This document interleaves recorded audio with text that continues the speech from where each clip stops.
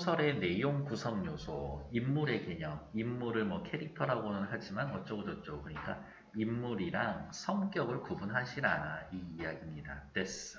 인물의 성격은 말과 행동, 생각, 그리고 인물에 대한 서술에서 드러납니다. 너무 당연한 거 아니야? 제 말하는 거 보면, 행동하는 거 보면 어떤 놈인지 알 수 있으니까. 인물의 말과 행동에는 자연관, 인간관, 처세관 등 가치관이 담겨져 있다.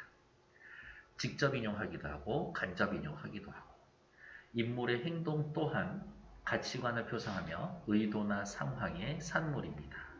행동은 말로도 드러나고 서술자의 말로도 드러나고 인물의 말로도 드러나고 밑에 나와 있는 사건의 개념인데 어렵게 생각하지 맙시다. 소설에서의 사건은 갈등이라고 보시면 돼요. 작품 속에서의 발생하는 온갖 것들 그리고 당연히 이러한 갈등은 선후 관계를 맺기도 하고 인과관계를 맺기도 합니다. 그러니까 무슨 얘기예요? 이 소설에 어떠한 인물이 저렇게 행동을 하면 그 전의 행동이 뭐고 이후에 어떤 일이 발생할 거고 원인과 결과를 파악하시라 이란 거겠지. 사건이 있다면 배경도 중요한답니다. 배경은 크게 따지면 공간적 배경, 시간적 배경이 있고 이러한 자연적인 배경, 다른 교재에서 공간적 배경이랑 시간적 배경을 묶어서 자연적 배경이라고도 하는데 뭐 나쁜 말은 아닌 것 같아요. 하지만 이러한 자연적 배경 이외에도 뭐라고 어디 있을까? 밑에 있네. 사회적 배경, 심리적 배경, 상징적 배경이 있습니다. 배경이 중요한가요? 꽤 중요하죠. 개연성을 부여해주니까. 작품의 분위기를 조성해주고 주제 구현에도 기여하고요. 생동감 느끼기도 하고 배경 자체가 상징적 의미를 지니기도 합니다. 뭐 이러한 것들 됐고 다음 페이지 넘어가도록 하죠. 박시전 이야기인 거고요. 소설의 배경은 병자호란 이야기를 하는 거고 그냥 상식적인 수준이니까요. 그냥 요것만 체크할게요. 병자호란 때 이야기인 거고 몇 년대 1636년에서 오래 가지 않았어요. 엄청 금방 작살났지. 당시의 왕은 인조 때. 요 정도는 그냥 상식으로 알고 가자. 이런 거지. 고전 소설 나오고 이거 군담 소설인데 라고 나오면 우리 편 상대편 이렇게 체크해 놓는 것만으로도 줄거리 파악하는데 어렵지는 않을 거예요. 호장이 여기에서의 호자는요 오랑캐 호자를 써서 나쁜 놈들이에요. 또 오랑캐들은 다 나쁜 놈들이지. 호장이 군사들에게 호령에 일시에 불을 지르니 화약 터지는 소리가 천지를 진동하고 산천이 무너지는 듯하며 뻥치고 있네요. 아무리 그래도 그렇지. 과장. 사방에 불이 일어나 화강이 충천했다. 이때 박씨가 개화에게 명령을 해서 박씨 우리 편. 개화는 밑에 있는 시비, 종이에요. 보통이 아니야. 옥병수를 던지게 하고 왼손에는 옥화선, 부채죠. 오른손에는 백화선, 부채를 들고 오색실로 부적을 베어 화염 속에 던졌다. 그러자 갑자기 바람이 세차게 불면서 화염이 도리어 호진 쪽으로 향했고 호국 군사들 중 화염에 쌓여 지척을 분간하지 못하고 불에 타 죽는 자가 이루 헤아릴 수 없더라. 여기서부터 이때부터 없더라. 여기까지는 전기적이죠? 비현실적이에요. 하지만 무슨 이야기를 하고 싶은 거야? 개화가 아주 뛰어난 비범한 능력을 지니고 있구나. 추측할 수가 있지. 그러니까 개화에게 명령하는 박씨는 더 뛰어난 인물이겠지. 병자호란 때 우리나라가 작살났는데 이러한 장면 읽으면 독자들은 얼마나 신날까? 용골대가 크게 놀라 군사를 물러나게 하고 하늘을 우러러 탄식하면서 말했다. 용골대, 나쁜 놈 대장이죠. 안타깝게도 뭐 안타까울 건 없지만 실존 인물입니다. 실제 병자호란 때 내려왔었던 그 장수 이름이에요. 우리가 군사를 일으켜 조선에 나온 뒤 피 한 방울 묻히지 않고 호통으로 한 번 조선의 항복을 받았는데 이거는 역사적 사실이지.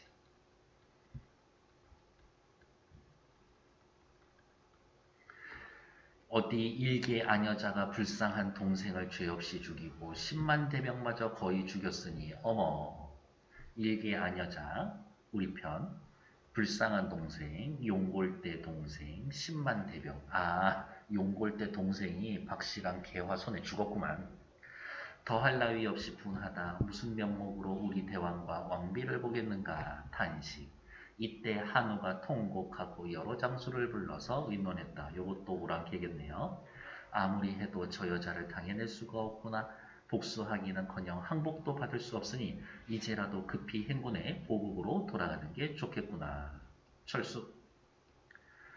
호군들이 장안의 미세, 여기에서의 장안은 한양이에요. 한양에 있는 여인들과 왕비와 세자 삼형제를 이끌고 호국으로 떠나려고 하니 실제 병자 호란 때는요. 누구? 저기 세자 있지. 소현세자랑 복림대군 둘만 데려갔고 왕비는 데려가지 않았습니다. 역사적 사실과 조금 다른데 일단은 역사적 사실을 반영하고는 있다. 온 백성의 통곡 소리가 장안에 진동했다. 박씨가 역시 개화에게 명령해 적진을 향해 크게 외치게 했다. 지금 외치고 있는 건 개화죠. 무지한 오랑캐놈 들어라. 너희 왕이 무도해. 너같이 젖비린내 나는 놈을 젖비린내 납니다. 유상구취.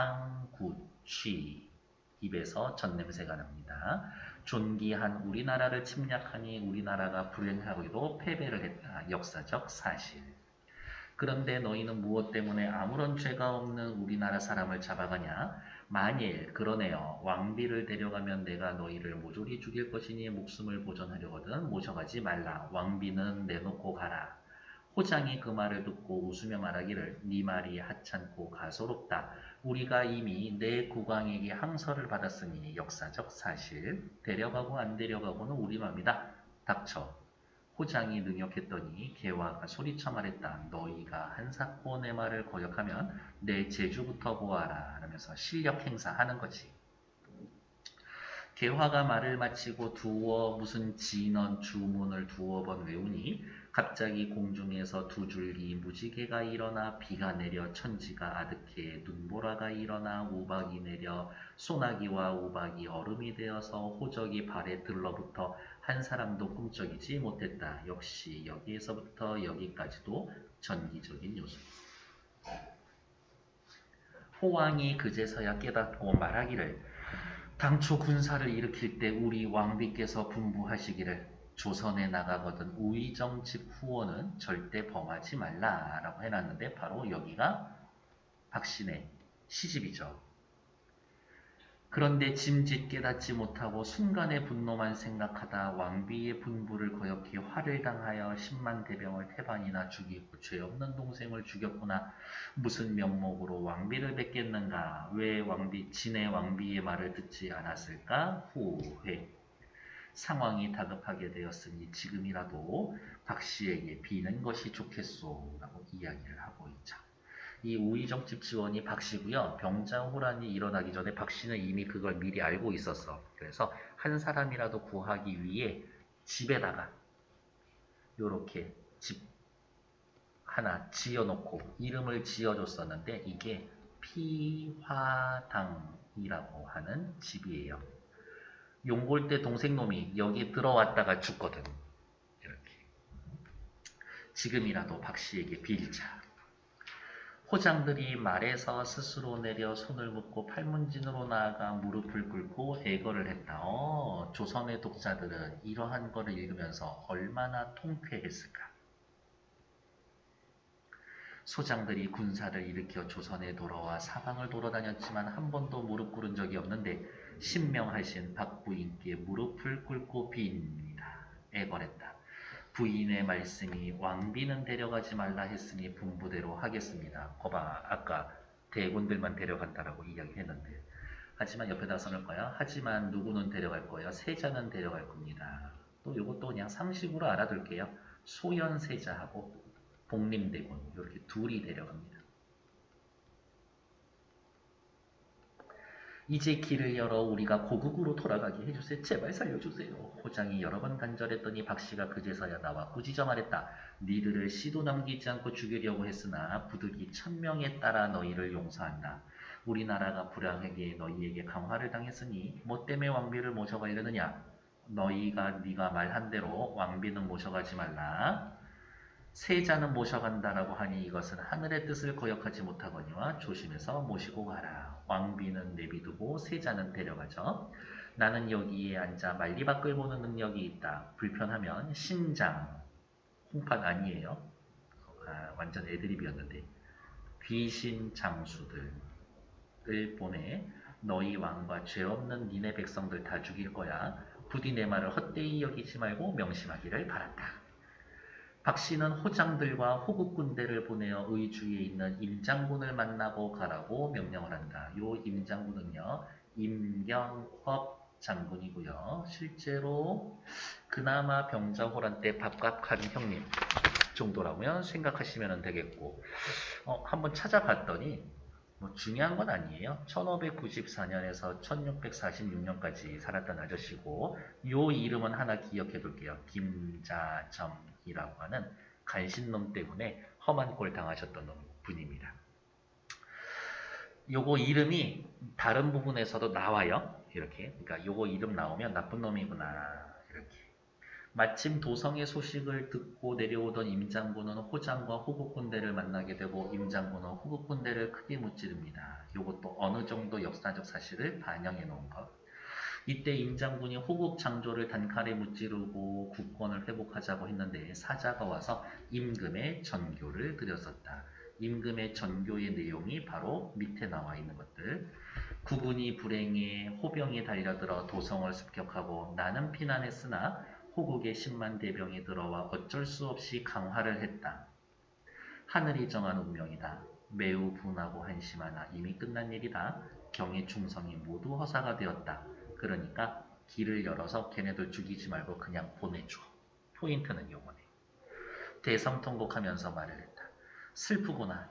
조선 만고의 소인이 국권을 농락해 이처럼 나라를 망하게 했는데 조선 만고의 소인이 국권. 여기에서의 소인은 오랑캐도 괜찮고 그 다음에 저기 앞에서 이야기했었던 김자점이 저놈이 이야기하는 걸 수도 있겠네요. 하늘은 이렇게 무심하신가? 칼을 들고 나가 호장을 일단 사로잡아서 엎드리며 말하기를 너희 나라가 지금까지 지탱하게 된 데에는 우리 조선의 도움을 받은 줄도 모르고 이런 배은망덕한 놈들아. 무지한 오랑캐놈이 이처럼 하늘의 뜻을 여기고 우리나라를 침략했으니 니들을 시도 없이 다 죽이려 했으나 강화를 맺어서 왕명을 거역하지 못해 살려보낸다. 부디 세자와 대군을 평안히 모셔가라. 소현세자하고 복림이하고 복림대군하고 한번 통곡한 뒤 문을 열어 호국 군사들을 내보냈다. 아, 열받아. 괜찮나요? 어쨌든 세자와 대군을 데리고 돌아간 거는 역사적 사실이니까 반영을 해주고 중간중간에 전투에선 이기는 모습을 보여줘서 독자들로 하여금 통쾌함을 느끼게 해줍니다. 뒤에 나와 있는 문제, 세 문제 역시 1분 드릴 거예요. 시작! 1의 1번 용골 때는 동생의 죽음이 자신의 탓이라고 생각하고 있습니다. 어느 부분에 있을까? 여기 있네요. 죄 없는 동생을 내가 죽였구나. 2번 호국 왕비의 분부를 지키지 않은 것을 후회를 했었다. 왕비의 분부를 거역해 화를 당하여 있죠. 3번 개화는 박씨의 명령을 받고 호국 군사들에게 도수를 부렸다라는 장면 두 군데 나오는데 우선 대놓고 이런 거이겠죠. 여기네. 박씨가 개화에게 명을 하여 있죠. 4번 박씨는 왕비와 세자를 모셔가지 말라고 호장에게 명령했다? 아니에요. 뒷부분 대사를 보면 여기네요. 어디? 왕비는 모셔가지 말고 세자는 모셔간다라고 했더니 조심해서 모시고 가라. 왕비를 두고 가라지 세자까지 두고 가라는 아니죠. 그래서 4번 틀린 얘기. 5번 임장군은 왕의 명령을 받들어 호국 군사들을 살려보내기로 했습니다. 어느 부분? 여기 임금의 전교를 받고 쭉쭉쭉 내려와서 한 번 통곡한 후 호국 군사들을 내보내줬다. 5번 맞는 얘기지. 틀린 건 4번. 됐고 어떻게 고쳐놓으면 되나? 여기 세자 빼면 되겠네요. 됐고 다음 2번 제일 먼저 일어난 사건은 뭐예요? 오랑캐가 쳐들어오고요. 조선 왕에게 항복을 받은 다음에 개화한테 한번 작살이 나고 그 다음 살려주세요 한 다음 임장군 이야기가 나오고 요 정도 순서겠죠. 밑으로 또 내려가 봅시다. 3번 작자미상의 박시전은 병자호란을 배경으로 한 군담 소설로 여성 영웅인 박씨의 초인적인 능력을 통해 호국에게 당한 치욕스러운 패배를 소설에 삼아 서력해서 독자들에게 대리만족을 했다. 이 글에 등장하는 요기는 호국 군사들이 침범했던 공간, 여기에 대한 침범을 계기로 박씨와 개화의 영웅적 활약상이 드러납니다. 호나라, 호국, 왕비가 어디는 가지 말라고 그랬었어? 우의정치 후원에는 들어가지 말라고 했는데 여기 들어가서 당하게 되는 거죠. 그래서 3번 답 확인. 오케이. 잠시 정치.